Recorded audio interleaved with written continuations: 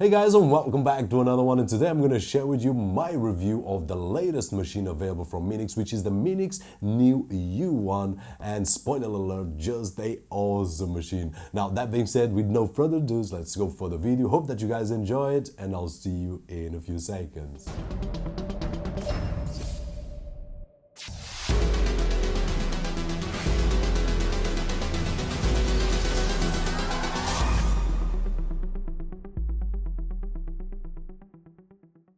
So here we are with the Minix Neo U1 that features the new Amlogic S905 with the Pentacore Mali 450, 2GB of DDR3 Ram, 16GB of eMMC 5.0 flash storage on Android Loliipop 5.1.1. And regarding our usual quick unboxing experience, once we open the package we will find the Neo U1 as we can see on screen, one HDMI cable, one power adapter, USB to micro USB cable, OTG cable, infrared remote control, one external antenna with an SMA connection, and the usual documentation. And just for size comparison, placing it next to the X8H Plus, it's almost the same size, being the U1 just a bit taller. And taking a closer look at it, at the front we will find the IR receiver along with a very small and dim blue light. On the left hand side the external antenna, on the right side one power button, 3 USB 2.0 ports, one microSD card slot, one OTG port and a Kensington lock,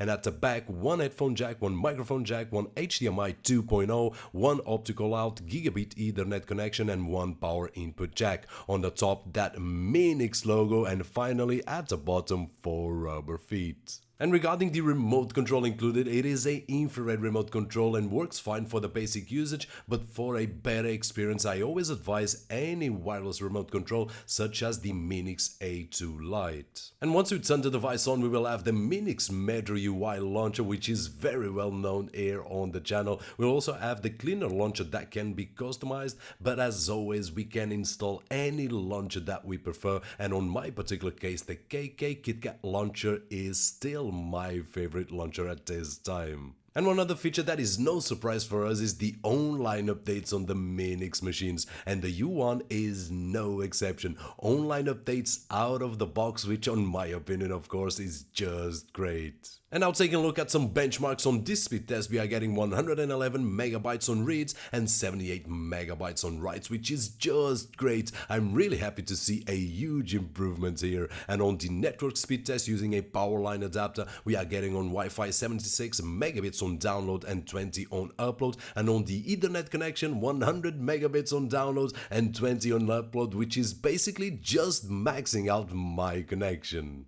Which, by the way, the power line adapters that I'm using at this moment are the Devolo power line adapter kit with gigabit connection and Wi-Fi AC, and for a full review just check out the right top corner of this video. And moving along, on Geekbench 3 we got a single core score of 610 and a multi-core score of 1743, on Antuntu 37,800, on Ice Storm Extreme 4254, and finally on Epic Citadel 46 frames per second of average score. And starting with the Android platform gaming, we are able to play the most demanding titles available on the market right now, such as Respawnables and Asphalt 8 Airborn, which are two of my favorite titles at this moment with just a great experience. And in terms of video playback, the U1 comes pre-installed with the optimized version of Kodi version 16 that played everything that I throw at it. My test included, as always, besides my Blu-ray collection, also Buch Buny Tales of Steal and Sintel, both versions at 1080 and 4K with H264 and H265 Codecs, and the results were just awesome.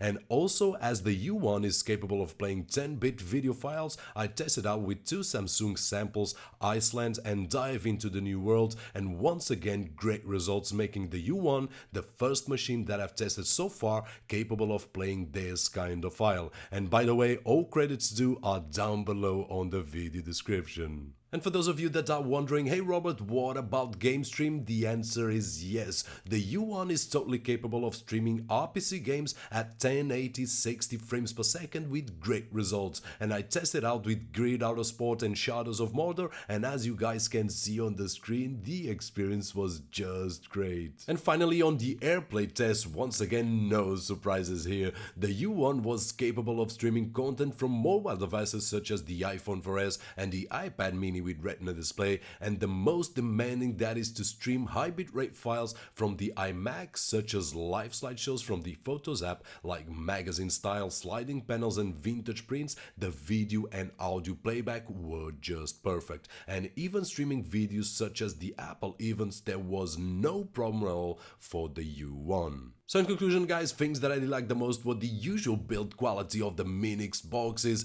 really fast storage here, crazy Wi-Fi and Ethernet speeds, a smooth video and audio playback in all file formats, and finally capable of game streaming with great results. On the other hand, things that I did like the least, as you guys could see, there was nothing not to like on the U1.